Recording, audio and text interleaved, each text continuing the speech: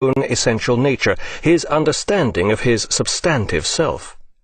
What for Hegel had been idealistic and spiritual became for Feuerbach humanistic and materialistic. There was no spirit involved. As we shall see, these ideas had a profound effect on Marx, though he did not swallow them whole. Ironically, and tellingly, Marx accepted the materialism of Feuerbach's ideas, but criticized their lack of Hegelianism. Feuerbach's ideas were fine as they stood, but they lacked all dialectical and historical perspective. History, society, humanity itself, or its consciousness of itself in the form of God, were not changeless. They all evolved. They developed dialectically. The original idea generated its own self-contradiction, which was then resolved in a synthesis of these contradictions. The overwhelming influence of Hegel, together with the vague ambiguities of his idealism, enabled his followers to develop his thought in all directions. The original thesis of Prussian conservatism soon generated its antithesis in the form of those who called themselves the left Hegelians. Prominent among these was the Bavarian thinker Max Stirner, who had also attended Hegel's lectures in Berlin. Stirner's ideas were so extreme that they would later provide a philosophical backing for the anarchist movement. There was no denying the revolutionary implications of his extreme egoism. For Stirner, consciousness created reality. The individual ego was responsible for his world. Such things as social class, the masses, the state, and even humanity itself had no objective reality. Once again, Marx would grasp the subtlety of these ideas and then reverse them. He was impressed by Stirner's insight into the profound relationship between consciousness and socio-historical reality. But for Marx it would be consciousness itself that was in fact created by these external material circumstances, not the other way around. Marx now began developing his own philosophy, which attempted to combine these seminal ideas into a thoroughgoing materialism driven by dialectical forces. His aim was to stand Hegel on his head. But Marx's youthful passion translated such ideas into heroic form. His doctoral thesis extolled Prometheus, the ancient Greek hero who stole fire from the gods and brought it down to humanity. For his punishment, Prometheus was chained to a rock in the Caucasus, where an eagle returned each day to peck out his ever-renewing liver. Marx would continue to identify with Prometheus throughout his life. This ancient Greek hero provides an uncanny metaphor for the fate of Marx and his ideas. The Greek translation of Prometheus means, "he who sees or thinks the future." When Marx left the University of Berlin, he had high hopes of taking up a post at a minor German university. Unfortunately, Friedrich Wilhelm IV had now become Kaiser of Prussia, and his reign ushered in a new reactionary era. Left Hegelians and all those associated with this development of Hegel's thought were dismissed from the state-controlled universities.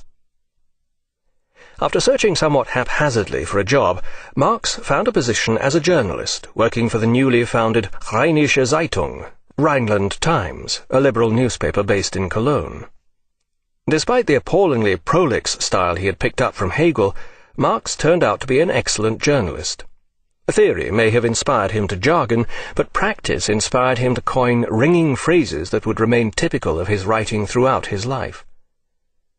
Marx was so successful as a journalist that by the end of his first year in the job he had been promoted to editor.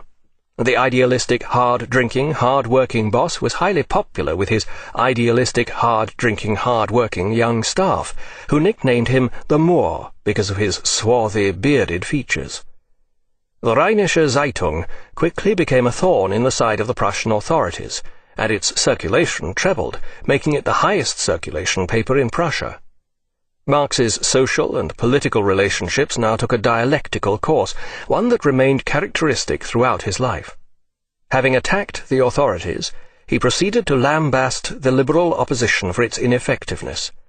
Next, he launched into his left-wing staff, theoretical revolutionaries to a man, dismissing the whole idea of revolution as an impractical pipe dream which simply hadn't been thought through properly.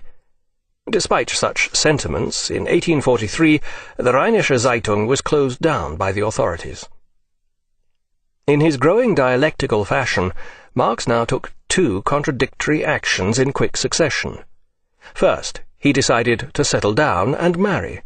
Then he decided to abandon his homeland and move into exile. The woman he married was his childhood sweetheart. Jenny von Westphalen was widely reckoned to be the most beautiful girl in Trier, the scion of a local aristocratic family with powerful political connections. Her father held a senior post in the government administration, and her older brother would become an extremely repressive Minister of the Interior in the Prussian government. What on earth did the enchanting Jenny see in this scruffy young Jewish hell-raiser who was even 4 years her junior?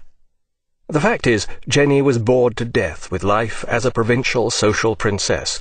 She was highly intelligent, well-read, and longed for a life away from the stifling upper-class circuit in Trier. Marrying the penniless Karl certainly brought her this, though perhaps not in the manner she had foreseen. But this was a love match on both sides. Through all their vicissitudes, Jenny and Karl remained profoundly attached to each other. After marrying his aristocratic sweetheart, Marx carried her off to Paris. Now regarded as the revolutionary centre of Europe, Paris had already staged revolutions in 1789, the French Revolution, and 1830, the revolution that overthrew the restored monarchy. The city contained all kinds of left-wing political groups. Marx's ideas had evidently undergone still another dialectical transformation since his last days on the Rheinische Zeitung. He now believed that revolution was the answer, and soon became a member of the fledgling communists. But how could the revolution come about? First, a thoroughgoing intellectual program would have to be worked out, and if politics was to change, then so would economics. Marx began an intensive study of the founding father of economics, the Scotsman Adam Smith, and his successor, the Englishman David Ricardo. At the same time, he began forging a philosophical basis for his thinking in the form of his own epistemology. What are the grounds for our knowledge of the world? How do we know what we know? And how do we know if it is true? Marx's epistemology is one of the weaker and less original aspects of his thought, but it is important for two reasons. It is the strictly philosophical basis of the great ideas to come, and its dynamic character echoes through all of Marx's systematic thought. As we have seen, he had transformed his influences to the point where they could blend to become an exclusively materialistic philosophy. In line with this, he wished to base all knowledge on strictly scientific premises. For Marx, our knowledge began in our experience, our sensations and perceptions of the material world. But Marx's materialism differed significantly from that of his predecessors. Earlier materialists tended to view sensation and perception in passive terms. Light strikes our eyes, we feel heat, we hear a sound. Our perception of such sights and sounds in no way changes them. They are things that affect us. For Marx, on the other hand, such perception was an interaction between us, the subject, and the material object. This object, the world around us, becomes transformed in the process of being known. Our perception does not discover the truth of the world, just its appearance. Thus our knowledge, too, cannot be the truth. Instead, our knowledge consists of practical methods by which we can manipulate and gain control over the natural world. Our knowledge of the world is not passive, it is purposive. It is a two-way process, active and reactive, in line with the dialectic. The synthesis of scientific knowledge we thus gain enables us to impose patterns of order and to manipulate or anticipate the workings of nature. This process does not arrive at the truth, as it is usually conceived. The question of whether objective truth can be attributed to human thought has nothing to do with theory. It is a purely practical question. The truth is the reality and power of thought, which can only be demonstrated in practice. This leads Marx to his famous conclusion, "Philosophers have previously only interpreted the world, but the real task is to change it." Much has been made of this statement. Taken as a philosophical attitude, it would seem to invalidate its author as a philosopher altogether, advocating as it does the abandonment of philosophy in favor of political action. His famous remark is thus open to all the philosophical objections lodged against it. But if it is seen in the light of his epistemology, an interactive process, it does have philosophical value. He is making a profound point. There is no such thing as objective truth. We learn about how the world works in order to use it, to live in it. Unfortunately, even in its original context, Marx appears to have wanted to have it both ways. In order to support himself in Paris, Marx secured an appointment as editor of the German-French yearbook. Through this own essential nature, his understanding of his substantive self. What for Hegel had been idealistic and spiritual became for Feuerbach humanistic and materialistic. There was no spirit involved. As we shall see, these ideas had a profound effect on Marx, though he did not swallow them whole.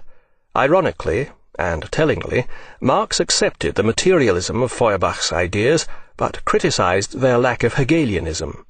Feuerbach's ideas were fine as they stood, but they lacked all dialectical and historical perspective. Hist among these was the Bavarian thinker Max Stirner, who had also attended Hegel's lectures in Berlin. Stirner's ideas were so extreme that they would later provide a philosophical backing for the anarchist movement. There was no denying the revolutionary implications of his extreme egoism. For Stirner, country, society, humanity itself, or its consciousness of itself in the form of God, were not changeless. They all evolved. They developed dialectically. The original idea generated its own self-contradiction, which was then resolved in a synthesis of these contradictions. The overwhelming influence of Hegel, together with the vague ambiguities of his idealism, enabled his followers to develop his thought in all directions. The original thesis of Prussian conservatism soon generated its antithesis in the form of those who called themselves the left Hegelians. Prominent